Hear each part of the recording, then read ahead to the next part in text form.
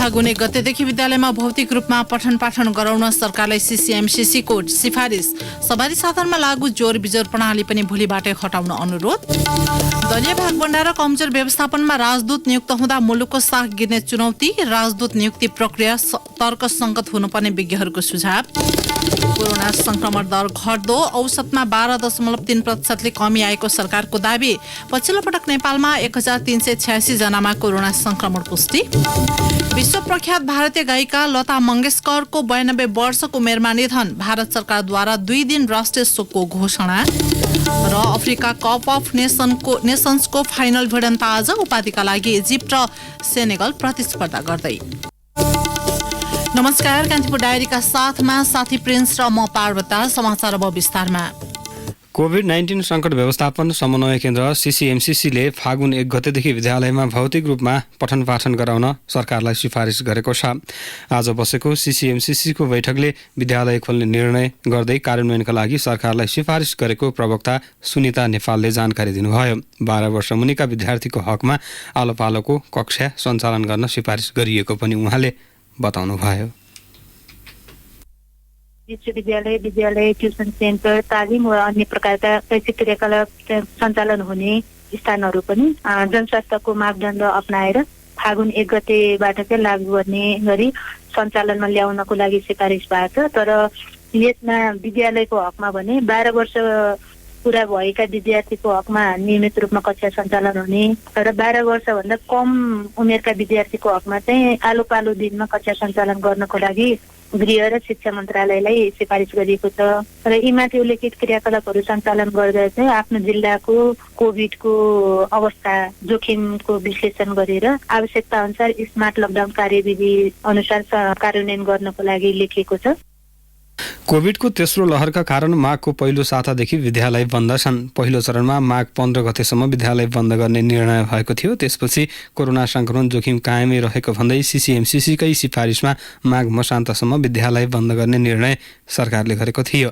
यसैबीच भोलिबाट लागू हुने गरी जोर बिजोर प्रणालीलाई हटाउन सिफारिस गरेको पनि उहाँले बताउनुभयो। भोलिबाट लागू हुने गरेर यो जोर बिजोर प्रणाली हटाउन भनेर गृह मन्त्रालयलाई सिफारिस गरेको छ। विभिन्न डान्स बार, दोहोरी, नाचघर लगायतका रात्रिकालीन व्यवसाय, cinema hall, gymkhana, swimming pool, health club जस्ता व्यवसाय फागुन 1 गतेबाट राति 10 बजेसम्म सञ्चालन गर्नका लागि गृह र संस्कृति, पर्यटन तथा नागरिक उड्डयन मन्त्रालयलाई सिफारिस गरिएको उहाँले बताउनुभयो। यस्तै खेलकुद कार्यक्रम सञ्चालन गर्दा एकपटकमा कुल दर्शक क्षमताको 50% मात्र उपस्थिति रहने गरी जनस्वास्थ्यको मापदण्ड पालना गर्नुका साथै अन्तर्राष्ट्रिय खेलको प्रोटोकल पनि पालना गर्ने गरी आवश्यक सिफारिस गर्न सरकारसँग सिफारिस गरिएको छ। खोप कार्ड हराएका व्यक्तिलाई खोप कार्डको प्रतिलिपि सहज ढङ्गमा उपलब्ध गराउन स्वास्थ्य मन्त्रालयलाई सिफारिस गरेको प्रवक्ता नेपालले बताउनुभयो। अब कान्तिपुर सविस्तार। कान्तिपुर सविस्तार। मित्र राष्ट्रसँगको सम्बन्धलाई थप प्रगाढ बनाउन पनि मुलुकले सम्बन्धित देशमा राजदूत नियुक्त गर्न जरुरी हुन्छ। राजदूत कस्ता व्यक्ति नियुक्त हुन्छन् भन्नेमा त्यो देशसँगको सम्बन्ध कस्तो बनाउन खोजिएको छ भन्ने पनि झल्किन्छ। रणनीतिक रूपमा मुलुकका मित्र राष्ट्रसहित श्रम, अर्थ लगायतका विषय जोडिएका साझेदार मुलुकसँग फरक किसिमले विषयलाई हेर्नुपर्ने हुन्छ। तर दलीय भागभण्डा र कमजोर व्यवस्थापनमा राजदूत नियुक्त हुँदा मुलुकको साख गिर्ने चुनौती रहन्छ।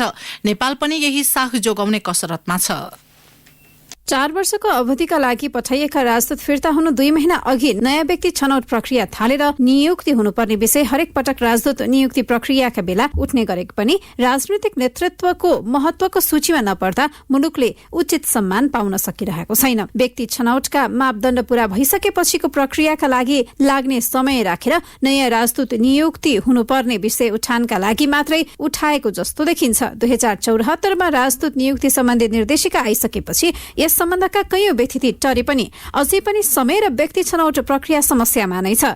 निश्चित परीक्षाको व्यवस्था गरेर राजदूत छनौट प्रक्रियालाई सहज बनाउनु पर्ने पूर्व परराष्ट्र मन्त्री तथा चीनका लागि पूर्व राजदूत महेन्द्र बहादुर पाण्डेको भनाइ छ। हाम्रो परराष्ट्र मन्त्रालयमा भएका परराष्ट्र मन्त्रालयकै कर्मचारीहरू 50% जाने भन्ने मभन्दा अगाडि नै एउटा चाहिँ नि बनाएको रहेछ 50-50 भनेर। तर चाहिँ परराष्ट्रको कर्मचारीहरू र बाहिरबाट जाने मान्छेहरूकै निमित्त पनि त्यो आइएसएलाई स्ट्रेन्थन गर्ने र चाहिँ 1 सेमेस्टर 2 सेमेस्टरको कोर्स बनाएर उहाँहरूलाई चाहिँ एउटा ढङ्गको हाम्रो डिप्लोमेसीको ओरिएन्टेसन दिएर मात्रै तयार गर्नुपर्छ भन्ने एउटा कुरा छ। कर्मचारीहरू उही चाहिँ जागिर खान जाने मात्रै हुन्छन्, बाहिरबाट जाने मान्छे पनि डिप्लोमेटिकल्ली के हुन्छ के गर्नुपर्छ भन्ने ज्ञान त्यति धेरै नराखिकनै विविध कारणले नियुक्त भएका हुन्छन्। यसमा सुधार हुन जरुरी। कुन मुलुकमा नियुक्त हुने, त्यहाँको सम्बन्ध विस्तारका अवसर जस्ता विषयको ज्ञानको अभावमा ती मुलुकमा आफ्ना प्रतिनिधिबाट नेपाल सरकारले पर्याप्त लाभ लिन नसकेको परराष्ट्र मामिलाका विज्ञ डाक्टर जयराज आचार्यको भनाइ छ।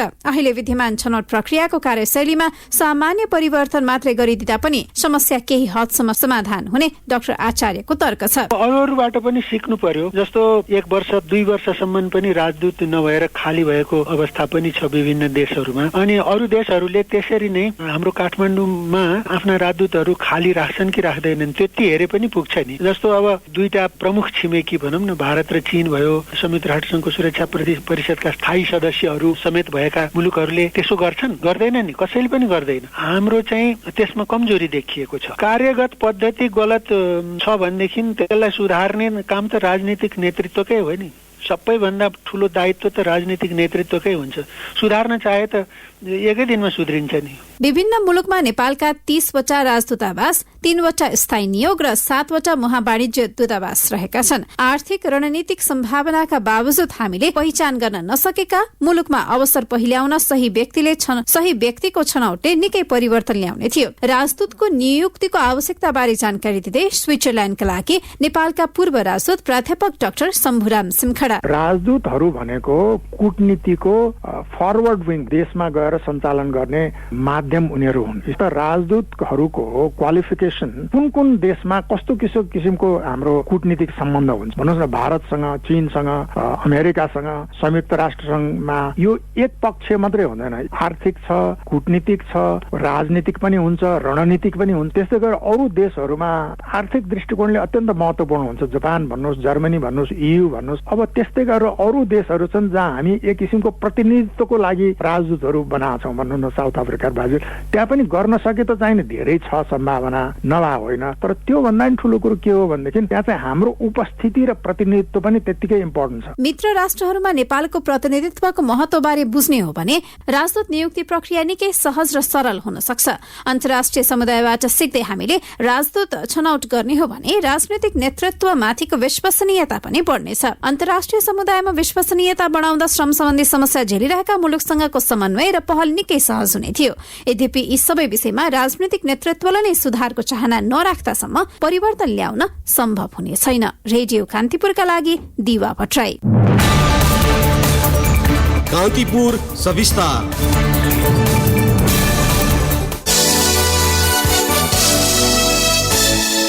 सरकारले गत हप्ताको तुलनामा यो हप्ता कोरोना संक्रमण औषधमा 12.3% कमी आएको जनाएको छ। स्वास्थ्य तथा जनसङ्ख्या मन्त्रालयले आज आयोजना गरेको प्रेस ब्रिफिङमा प्रवक्ता सङ्गीता मिश्रले पछिल्लो हप्ताको तुलनामा संक्रमण दर 11%, 7%ले कमी आएको बताउनुभयो।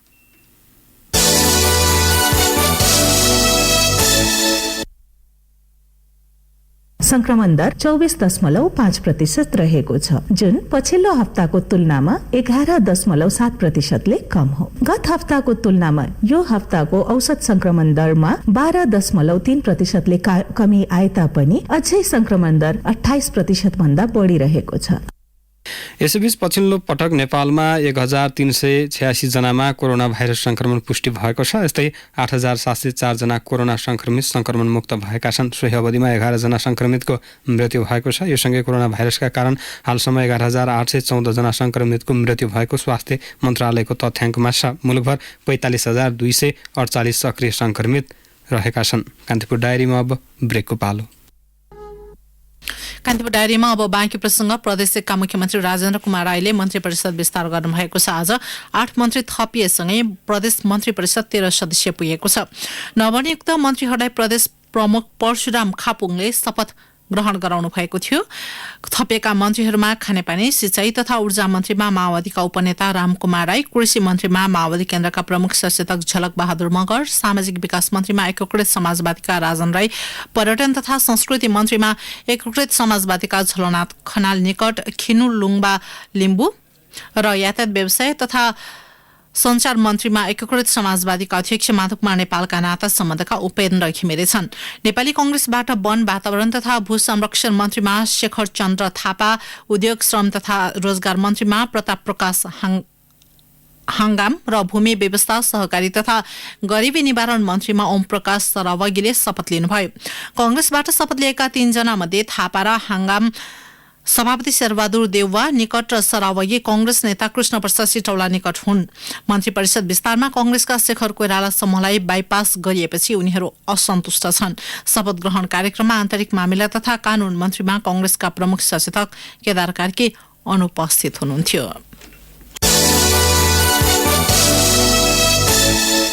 मध्य प्रदेश सरकारमा नेकपा एकीकृत समाजवादी पार्टीबाट 1 राज्य मन्त्री थपिएका छन्। मुख्यमन्त्री लालबाबु राउतले उद्योग, वन, पर्यटन तथा वातावरण राज्य मन्त्रीमा एकीकृत समाजवादीका नागेन्द्र राय यादवलाई नियुक्त गर्नुभएको हो। आज बिहान प्रदेश प्रमुख हरिशंकर मिश्रको उपस्थितिमा मुख्यमन्त्री राउतले राज्य मन्त्री यादवलाई पद तथा गोपनीयताको शपथ खुवाउनु भएको थियो।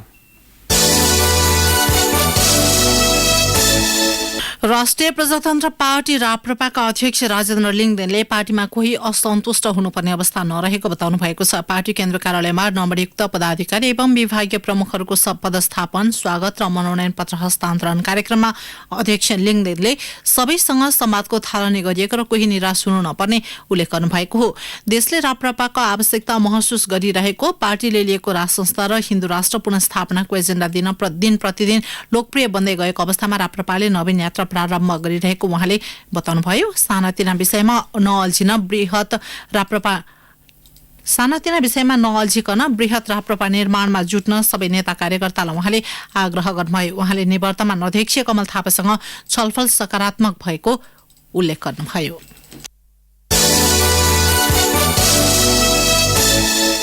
वैदेशिक रोजगारीको प्रलोभनमा युएई पुगेर अलपत्र परेका नेपाली कामदारको समस्या समाधानमा सहयोग गर्न श्रम, रोजगार तथा सामाजिक सुरक्षा मन्त्री कृष्ण कुमार श्रेष्ठले संयुक्त अरब इमिरेट्स युएई सरकारसँग आग्रह गर्नुभएको छ।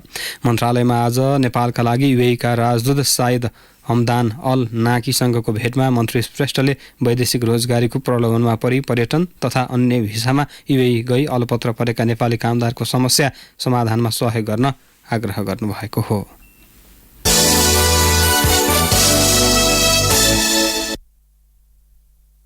माघ शुक्ल पञ्चमीका दिन विद्याकी देवी सरस्वतीको पूजा अर्चना गरेर आज श्री पञ्चमी पर्व मनाइएको छ। वसन्त ऋतुको आगमनको संकेत गर्दै हनुमान ढोका दरबार स्थित नासल चोकमा आज बिहान 10:23 को साइतमा राष्ट्रपति विद्यादेवी भण्डारीले वसन्त श्रवण गर्नुभयो। राष्ट्रपति भण्डारीले शुभकामना सन्देश मार्फत वसन्त पञ्चमी तथा श्री पञ्चमीको गरिमालाई आत्मसात गर्न पनि आग्रह गर्नुभएको छ। सरस्वती पूजालाई विद्या, बुद्धि, कला र संगीतसँग गाँसिएको मौलिक पर्वका रूपमा मनाइन्छ। आजकै दिन नाबालकले शिक्षा आरम्भ गर्ने र शिशुको नाक कान छेडाउने प्रचलन छ।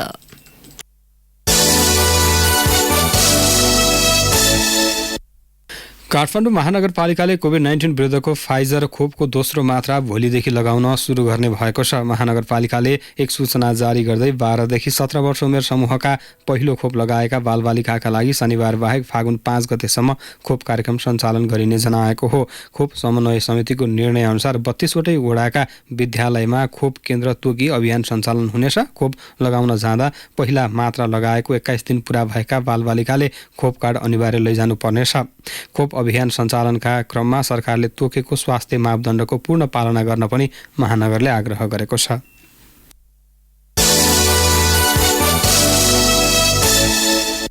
अपहरणको नाटक गर्ने एकजना दाङबाट पक्राउ परेका छन्। पक्राउ परेमा सल्यानको कालीमाटी गाउँपालिका 4 का 40 वर्षीय खिमबहादुर वली रहेका छन्। मापसे गरी आफूलाई 4 जना व्यक्तिहरूले अपहरण गरी जंगलमा लगेको भनेर प्रहरीलाई झुक्याएको भन्दै वलीलाई पक्राउ गरिएको दाङका डीएसपी मुकुन्द प्रसाद रिजालले बताउनुभयो।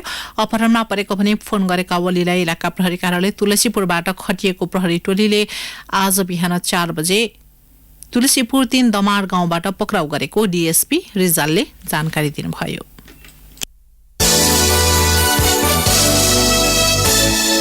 कान्तिपुर डायरीमा अब कपिल वस्तु डायरीको पालो। कपिल वस्तु डायरीमा मनोज पौडेलको नमस्कार। कपिल वस्तु नगरपालिकाले जिल्लामा पहिलो पटक भेन्टिलेटर सुविधा सहितको अत्याधुनिक एम्बुलेन्स सञ्चालनमा ल्याएको छ। नगरपालिकाले कोरोना संक्रमण लगायत जटिल प्रकृतिका बिरामीलाई सेवा दिन एडभान्स लाइफ सपोर्ट सुविधा भएको एम्बुलेन्स खरिद गरेको हो। एम्बुलेन्स भित्रै भेन्टिलेटर र आइसियु उपचारका लागि चाहिने सुविधा छन्। नगरपालिकाको विपद व्यवस्थापन कोषबाट 72,21,000 मा खरिद गरिएको हो। चरा पर्यटन प्रवर्धन र संरक्षणमा सचेतना गर्न कपिल वस्तुको जगदीशपुर तालमा 2 दिने चरा फोटो प्रदर्शनी गरिएको छ। तालमा आयोजित 9 चरा महोत्सवका अवसरमा विश्व सिमसार क्षेत्रमा सूचीकृत तालमा फोटो प्रदर्शनी गरिएको हो। डिभिजन वन कार्यालय कपिल वस्तु, जगदीशपुर जलाशय व्यवस्थापन बहुसरकार मञ्च र पर्यटन डिभिजन कार्यालय रूपन्देहीको सहयोगमा गच्छाम मिडिया ग्रुपद्वारा प्रदर्शनी गरिएको थियो। ताल र आसपास खिचिएका 15 प्रजातिका 17 वटा चराका रंगीन तस्बिर प्रदर्शनीमा राखिएका थिए। तस्बिरमा चराका कलरव, जलकीरा, चिरबिराहट र मनोरम जलविहारका उत्कृष्ट संयोजन देखाइएको थियो। स्थानीय तह निर्वाचनको चर्चा चलिरहेका बेला कपिल वस्तुको कृष्णनगर नगरपालिकाका प्रमुख रजत प्रताप शाह नेपाली कांग्रेसमा प्रवेश गर्नुभएको छ। 2074 को स्थानीय तहको निर्वाचनमा विजय भएको 4.5 वर्षपछि शाह कांग्रेस प्रवेश गर्नुभएको हो। पुरानो र मधेसको भावना अनुसार काम गर्ने पार्टी भएकाले कांग्रेस प्रवेश गरेको शाहले बताउनुभयो। 2074 मा संघीय समाजवादी फोरम र लोकतान्त्रिक फोरमबाट टिकट नपाएपछि शाह स्वतन्त्र रूपमा चुनाव लडेर विजय हुनुभएको थियो। नेपालबाट कोरोना भाइरस संक्रमण अन्त्य भई विश्व शान्तिको कामना गर्दै लुम्बिनी स्थित शान्तिधाममा 3 दिने वज्रकिलाय बाधा निवारण अग्नि पूजा गरिएको छ। यो सबै किसिमबाट नकारात्मक ऊर्जा, दुष्ट आत्मा, भित्री राग, देश र मोहलाई नाश गर्ने शक्तिशाली गुप्त तान्त्रिक उपासना तथा पूजा भएकाले विश्व शान्ति स्थल लुम्बिनी आएर गरिएको स्याल्पा तेन्जिङ रिम्पोछेले बताउनुभयो। कपन गुम्बा काठमाडौँका स्याल्पा तेन्जिङ रिम्पोछे र 30 जना लामा भिक्षुले पूजाआजा गरेका थिए। हस्त कपिल वस्तु डायरी आजलाई यति नै। मनोज पौडेल बिदा हुन्छु। नमस्कार। जिल्ला डायरीपछि कान्तिपुर डायरीमा पुनः ब्रेकको पालो। अब आर्थिक प्रसङ्ग। राष्ट्र ब्याङ्कले जारी गरेको नीतिगत व्यवस्था नै वित्तीय प्रणालीमा तरलता अभावको मुख्य कारण रहेको एक अध्ययनले देखाएको छ। ब्याङ्क तथा वित्तीय संस्थाले आक्रामक रूपमा व्यवसाय विस्तार गरेकाले तरलता समस्यामा झन बल पुगेको अध्ययनको निष्कर्ष छ। 2072 मा राष्ट्र ब्याङ्कले ल्याएको पुँजी वृद्धिको निर्देशनदेखि गत वर्षको कर्जा निक्षेप तथा पुँजी अनुपात खारेज गरेर कर्जा निक्षेप अनुपात लागू गरिनु नै वित्तीय प्रणालीमा तरलता समस्याको कारण भएको ब्याङ्क तथा वित्तीय संस्था परिसंघको अध्ययनमा औल्याइएको छ। परिसंघले आज अध्ययन प्रतिवेदन सार्वजनिक गर्दै तरलता अभावका कारण तथा समाधानका लागि सुझाव विषयक अध्ययनले यस्तो देखाएको हो। प्रतिवेदन सार्वजनिक कार्यक्रममा अध्ययन समितिका संयोजक उपेन्द्र पौडेलले तरलता समस्या संरचनात्मक भएकाले समाधानका लागि मुलुकको समग्र वित्तीय प्रणालीमै सुधार गर्नुपर्ने बताउनुभयो। केही वर्ष यता अनुत्पादक क्षेत्रमा हुवात्तै कर्जा बढेपछि तरलता व्यवस्थापनमा चाप पर्नु स्वाभाविक रहेको प्रतिवेदनले औल्याएको छ। तरलता समस्या समाधानका लागि उत्पादन मुलुक र अनुत्पादक क्षेत्रमा 2 थरीको ब्याज दर प्रणाली लागू गर्न पनि प्रतिवेदनले सुझाएको छ।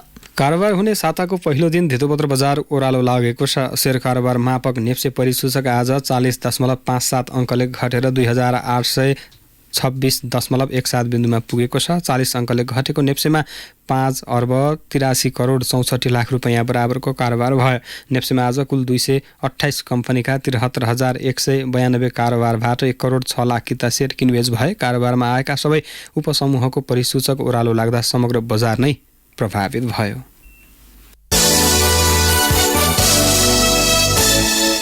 अब अन्तर्राष्ट्रिय प्रसङ्ग। विश्व प्रख्यात भारतीय गायिका लता मंगेशकरको 92 वर्षको उमेरमा आज निधन भएको छ। कोभिड-19 संक्रमणका कारण उहाँको निधन भएको हो।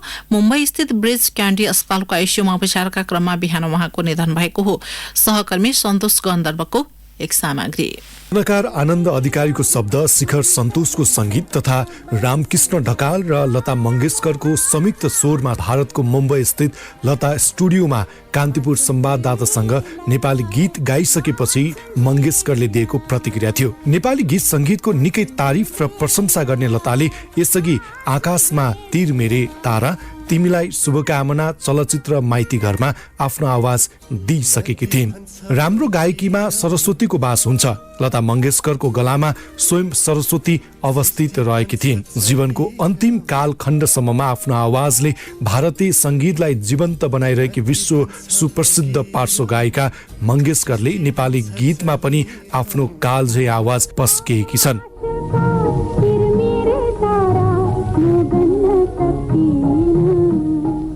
सन् 1929 सेप्टेम्बर 28 मा भारतको इन्दोरमा जन्मिएकी लताले 5 वर्षको उमेरबाटै गाउन सुरु गरेकी थिइन्। बुवा दीननाथ मङ्गेशकर एउटा नाटक कम्पनी चलाउँथे। बुवाले गीत गाएको देखेरै लताले गायन यात्रा आरम्भ गरेको तथ्य छ। नसरिन मुन्नी कबीरको पुस्तकमा लता इन हर ओन भोइसमा लता आफैले भनेकी छिन्, मैले मेरो बुवा दीननाथ मङ्गेशकरलाई गाउँदै गरेको देखेँ, तर अगाडि गाउने हिम्मत भएन। को कालखण्डमा निकै उतार चढाव भोगेकी लताले जस्तो सुकै परिस्थितिमा पनि आफ्नो गायकीलाई मर्न दिइनन्, जसका कारण लताले भारतीय सङ्गीतलाई एउटा जीवन दिएकी छन्। सामान्य परिवारमा जन्मेकी लताले सन् 1942 मा बुवा बितेपछि सबै परिवारको जिम्मेवारी काँधमा लिनु पर्यो। त्यसै बखत उनले नवयुग फिल्ममा हिरोइनको बहिनीको भूमिका निभाएकी थिइन्। उनले परिवार र आफ्नो साङ्गीतिक करियरमा सानै उमेरदेखि काम गर्न सुरु गरेकी थिइन्। सन् 1943 मा 13 वर्षको उमेरमा पहिलो गीत रेकर्ड भएको लताको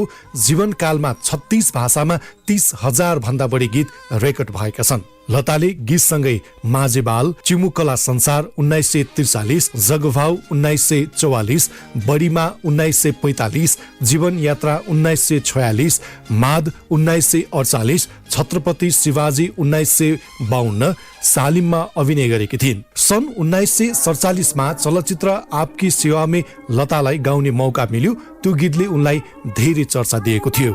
जीवनको अन्तिम समयसम्ममा पनि सादा जीवन व्यतीत गरेकी लतालाई भारतीय संगीतमा एक अद्भुत क्षमतावान कलाकारको रूपमा लिइन्छ। सन् 2001 मा भारतको सर्वोच्च नागरिक सम्मान भारत रत्नबाट सम्मानित भएकी उनले 6 वटा फिल्मफेयर अवार्ड प्राप्त गरिन्। सन् 1969 मा पद्मभूषण, सन् 1974 मा गिनिज बुक वर्ल्ड रेकर्ड, सन् 1989 मा दादा साहब फाल्के पुरस्कारबाट पनि उनी सम्मानित भइन्। सन् 1997 मा राजीव गान्धी पुरस्कार पनि उनले प्राप्त गर्न सफल भइन्। सन् 1999 पद्मभूषणबाट उनी सम्मानित भएकी थिइन्। चर्चित गायिका लता मङ्गेशकरको निधनमा भारत सरकारले 2 दिन राजकीय शोकको घोषणा गरेको छ। सरकारले विज्ञप्ति जारी गर्दै 2 दिने शोकको घोषणा गरेको भारतीय सञ्चार माध्यमहरूले जनाएका छन्। यस्तै फेब्रुअरी 6 देखि 7 सम्म भारतभर राष्ट्रिय झण्डा झुकाउने र कुनै पनि औपचारिक मनोरञ्जनात्मक कार्यक्रम नहुने विज्ञप्तिमा उल्लेख छ। यस्तै सरकारले लता मङ्गेशकरको राजकीय सम्मानका साथ अन्तिम संस्कार गर्ने